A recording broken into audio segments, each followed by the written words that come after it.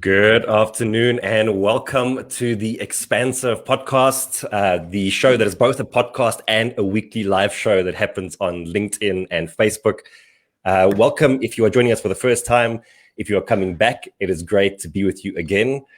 As always, I am joined by my ever elegant co-host, Mr. John Sanei, sitting in Cape Town. John, how are you doing, brother?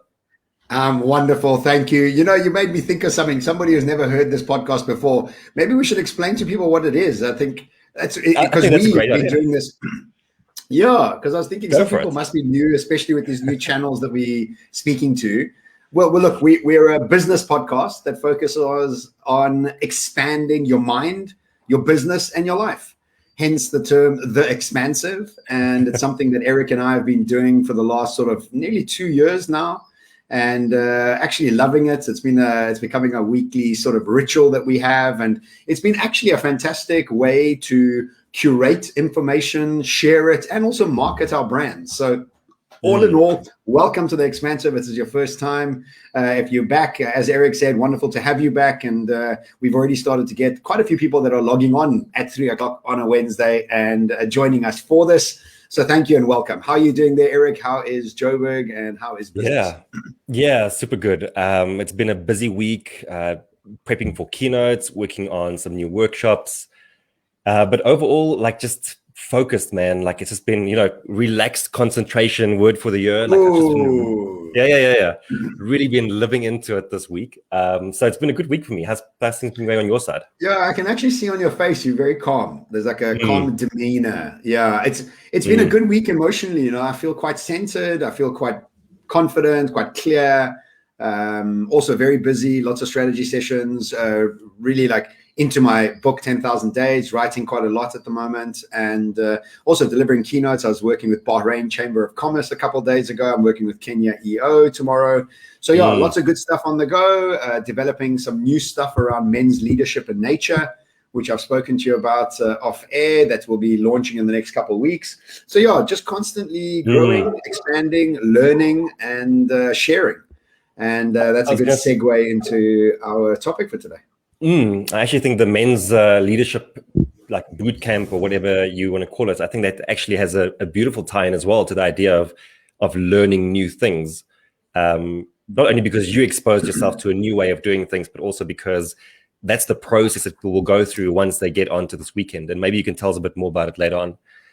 Sure. I had a question for you though before we got started, and now it slipped my mind. That is terrible to hear. I know. Yes. Okay. Sorry, I interjected. No, it's not a problem. Anyway, so let's chat about today's topic, which is all about learning.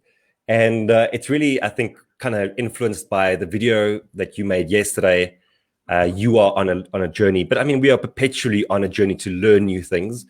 And we speak about this all the time, that in a very uncertain future, that's the only way you get to stay up to date, is that you have to rapidly acquire new skills, new ways of thinking.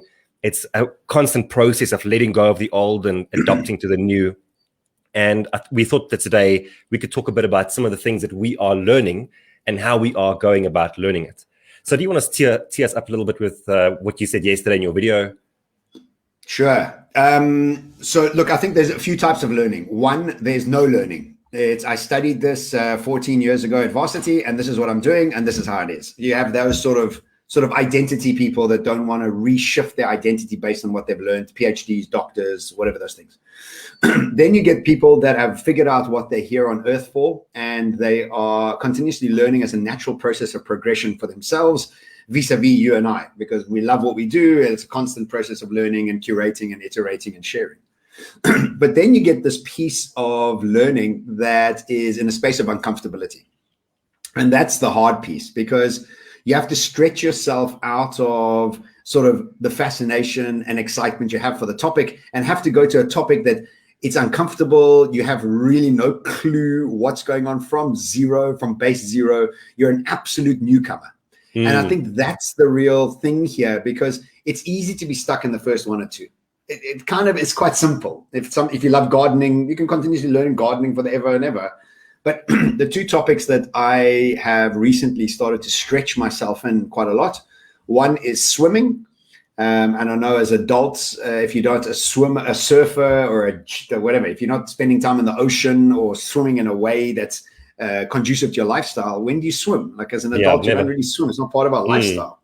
And so I've had swimming lessons with a lady called Nicole, and wow, let me tell you, when you're underwater, there must be about 10 or 11 things that are going on at the same time, right? Your head has to be in a specific place. Your breathing has to be in a specific way, through your nose or your mouth. Your arms have to be in a specific place. Your legs have to be in a, and so there's this coordination that your brain has never really experienced before. And I often say to her when I'm taking a break between lengths, it's like, my body's fine and my brain is exhausted. It's like just to try and coordinate all those things inside my head. And it's a fantastic thing, because whenever I've looked at a lake, or whenever I've looked at the ocean, or if I've ever looked at there's a reservoir here in Cape Town that is just so beautiful, and I see people swimming in it all the time, and it's always been a place of scariness for me. It's like, I'm not a swimmer, so what am I going to go do there? Firstly, it looks like I'm fighting the water when I swim. I'm not getting anywhere. Like most people, it looks like you're at war with the water.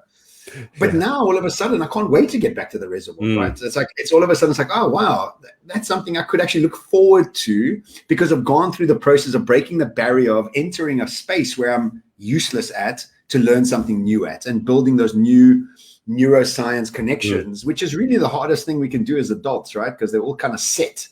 And so that's kind of where you're at. You're no longer using that floaty tube they gave you for your first lesson. Look, my armbands, I've got them at halfway now. So I'm at halfway. Yeah, I'm improving. And my nappy's coming off next week. So we're on a good run. We had a good run. Okay, that's great. Let me stop here, because I've got obviously another topic I want to talk about. But let me ask you, when's the last time you did something you didn't really want to do? Because I know you're a stubborn guy off camera, because everybody thinks you're such a calm, stubborn guy. So have you ever done anything that you really didn't want to do, that you've kind of like stepped out and did it and been surprised by it? I guess I'm constantly learning new things, but I guess that always, even your swimming, even though it might not be, it's still something that you want to do, actually, because you want to compete in triathlons. And so it's scary, but you still have to go through the process of learning it. Like, you still want to do it, right? So if I think back of the things that I've been learning over the past maybe 2 or 3 years, they're always in line with something that I want to be doing. So I guess from a physical point of view, the first thing that comes to mind is that I've learned to play golf. Still hell of a busy and trying to learn to play golf, because it's something you never stop learning. But it's been, that's so technical. Like when you speak about swimming, like head here, kick here, whatever, like golf is the same thing. There are so many points along your swing where things can go wrong. And so like when you have lessons, it's so technical. The guys are like recording you, they're showing you, this is where your arm starts flaring. This is where your hip isn't moving quickly enough. And that's it's a very daunting process to go through, because it takes a lot of hard work to become good at it. I think there's many things in life that we attempt where the learning curve isn't that steep. But when you do things that are quite technical, like golf, for example, that learning curve is very, very steep, and it's very long. So yeah, I guess golf would be my closest comparison to your swimming example. What would your wife like you to learn, Erik? Is there anything that she keeps saying, why don't you do this, Erik? But your wife's really sweet. She comes puts up DIY. Yeah, you're not a DIY guy. I've seen your hands. They're soft as Kleenexes. Yeah, you're soft. They work on keyboards. Yeah. The only thing your DIY fingers do is phone the handyman to come and show him what to do, right? Exactly. So DIY for sure. Thank goodness that whole concept of being a man means that you do stuff around the house is gone, because, geez, I'm also terrible at it. Okay, so let's get down to the, sorry, carry on. No, go for it. Okay, so let's get back on topic, because the idea here is about things that scare you. And this is the real wow impact for me, is because I watched a video, an interview with Mr. Beast. And he should be called a doctor with what he's achieved. But Mr. Beast is a 20-year-old YouTuber, angling to be the first billionaire YouTuber. Amazing insights and wisdom for such a young guy. And one thing he said in one of his interviews is that for 4 years, for every day, he sat with other YouTubers and they looked at creating new content, tweaking their algorithms, understanding how YouTube worked, and they were really crappy for the first few years. And then now he gets 70 million views per view. I mean, per video. And so when I work with organizations, they're very, very afraid of the future. Most people in those organizations are afraid of the future. And I constantly tell them the reason you're afraid is that you haven't exposed yourself to the future. That's all. Because if every Thursday morning you spent an hour looking at videos about the future, or you looked at, I don't know, read a blog or did a workshop around the future, eventually the future would become something that's part and parcel of your language. You understand it better. You're not scared of it. It's just not a dark space, right? So what's happened with me is that I'm very good friends with Ran Neuner, who's become the crypto man, who's now globally known, who's making an incredible amount of money using crypto and understanding the game so well. And for the longest time, I've kind of like dabbled in it, like, you know, put a bit of money in, you're playing around, you don't really quite understand it. And what it started to dawn on me, nobody quite understands it.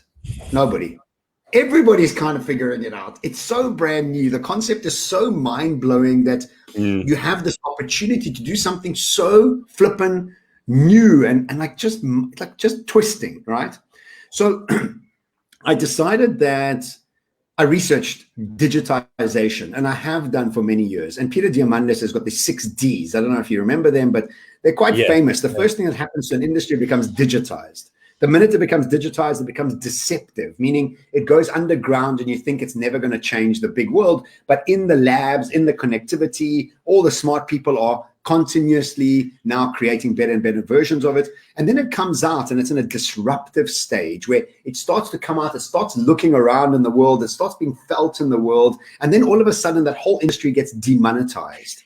Once it becomes demonetized, it's now dematerialized, meaning that you can replicate it 1 million times over. And now it's become democratized, meaning that everybody can use it. Think about digital cameras. Digital cameras went through a place of being digitized in 1976. It went deceptive by the time 1996, 1998 came around. It came up and it totally started to disrupt the camera industry. And then it demonetized taking photos. What does it cost you to take a photo? Nothing. How many photos can you take? As many as you want. And then it dematerialized the photo, meaning that it's not solid. It's not just air. And then finally, everybody can now take photos. It's democratized. Now, everything that goes through digitization goes through those 6 stages. Money, exactly the same. If you could understand how communication, once it's digitized, would become free, you'd become a multi-billionaire. But nobody did, because you couldn't fathom in your mind what it could be like if you could do a video call with anywhere in the world for free. Look at you and I right now on StreamYard. This is now like obvious. Cameras, you can never think, how could you have 2,000, 10,000 photos on your phone when it used to cost you so much to just print 24? You couldn't fathom it, right? So that's exactly what's happening with money, is that we can't fathom what it's going to look like. But the truth is, nobody really can. Everybody's on the learning journey. And so what I've decided, twice a week for 2 hours a day, Tuesdays and Thursdays, I spend time studying crypto, listening, learning, integrating, asking questions. And so yesterday I started, and yesterday I did 90 minutes of Q&A with people that own lots of Bitcoin and have created amazing algorithms. And let me tell you, wow, I was just blown away at how much money there is, how it's evolving, how much people are learning. And all of a sudden, something really scary has become quite exciting for me. And this is what we wanted to get across today, is that whatever's scary for you, you just haven't given time to. That's it. Yeah, I love that. I love that. Because pretty much anything that you can think of, like, why do people procrastinate? Like a video that I was making yesterday is that ultimately we always talk about there's the space between stimulus and response, right? Like something happens and you have to respond to it. And one of two things is going to happen. Either you are going to be very hasty.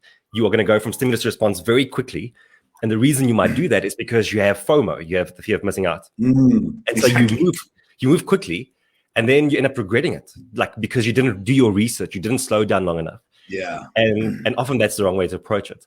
But then the flip side of that is that you are so fearful. And I think this is what we see for organizations all the time, right? But also for individuals with coaching teams, like you name it, in ourselves. I mean, perfect example here. Is that there's a stimulus, there's something that says the world is changing, you need to change with it. But the fear like really paralyzes you from taking action, right? Yeah. And all of a sudden, this gap between stimulus and response just starts widening and widening and widening. And you find yourself in this middle, the messy middle, where nothing happens. And often we'll stay in that loop until something catalyzes us into action. And that catalyst is usually then catastrophe, things burning to the ground. And so I think what we need to get much better at is to, in a way, like kind of calibrate our response, right? Like you need to see the stimulus, you need to see this new thing that's happening. And I think what you're saying is the perfect way to approach it is almost through exposure therapy. Have you heard of exposure therapy? Yeah. Well, that's exactly what I'm doing with Relationships Reimagined, the other podcast. They're exactly like what we decided to do. We'll get into that just now, but carry on. What's your call it? So exposure therapy. Yeah, perfect. That's exactly right. Yeah. Yeah.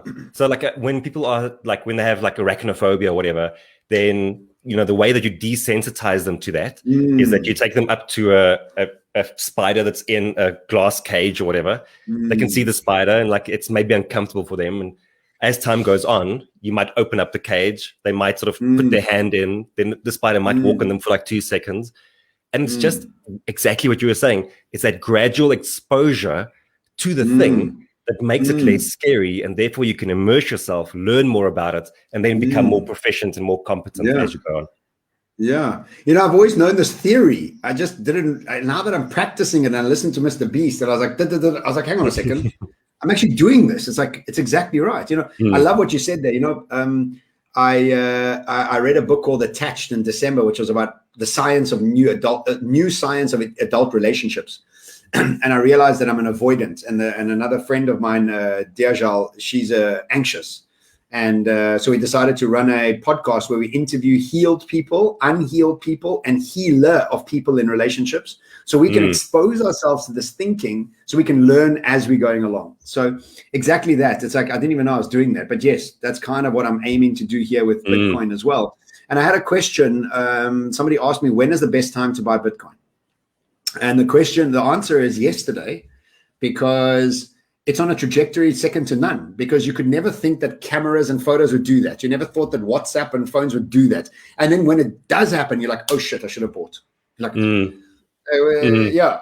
don't think it's too late at all. I still think we have a long way to go. And we can see just the momentum building around it is massive. And I think it's smart to get in and to dabble with it and then learn from it and then expose yourself more to it and, carry on with it.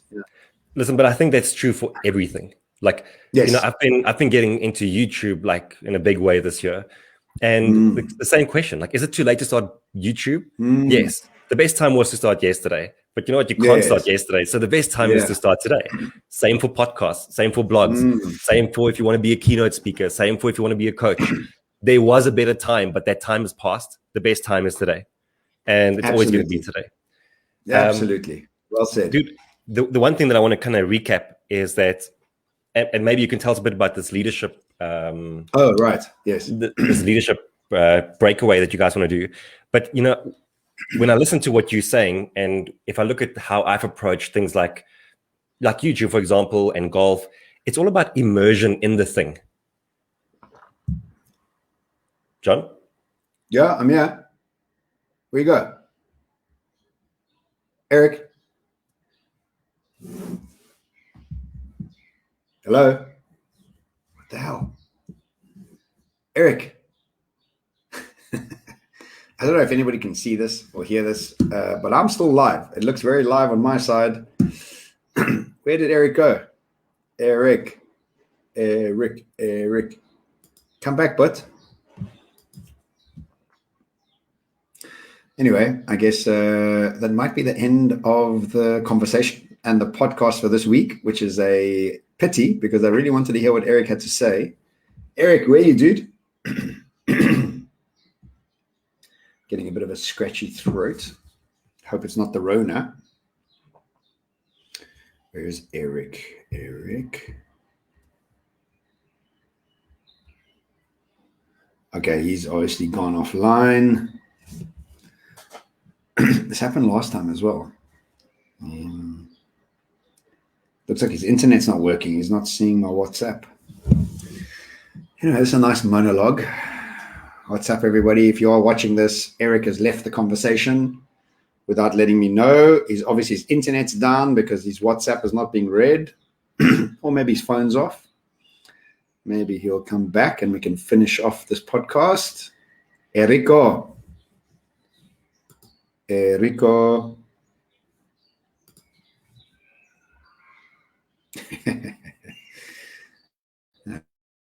That's a pity. Hello, Erik. Where are you, man? Erik, just letting you know that I'm live here by myself, dude. Where are you? Why are you not here? Why did you leave without saying goodbye?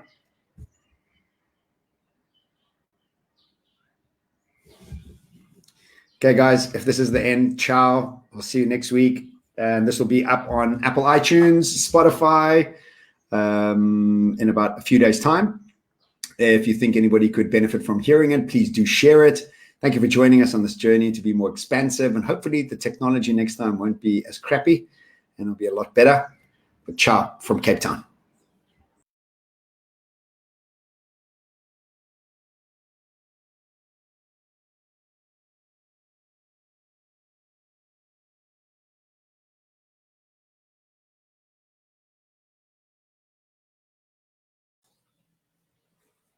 Okay, so I'm back. I don't know where John is at the moment. Sorry, I don't know what happened to the connection. Okay, I see John is dialing back in. There we go. I've been talking to myself for the last 4 minutes, bro. What do you mean? Well, that's good. It'll be interesting to see what happened on the live stream. Yeah, I'd like to know what happened on the live stream. Are we live again? Are we live again? Yeah, we live. So listen, we were getting to the leadership part of it, right? Like your mains breakaway. Yes. And I was saying that I think what makes those kind of engagements so successful is the fact that it's such an immersion that we go through. And that's what you are doing now.